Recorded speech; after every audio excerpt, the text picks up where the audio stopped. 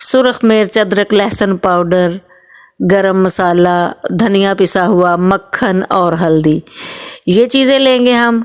भिंडी को धोकर काट लेंगे, प्याज को ज़रा मोटा काट लेंगे, टमाटर और सब्ज़ मिर्च को काट लेंगे और चिकन को धो के अच्छे से हम करेंगे फ्राई। ये 1/2 किलो चिकन है। पहले मुझे किसी ने कहा कि आपके चैनल पे भिंडी की रेसिपी बहुत ज़्यादा है।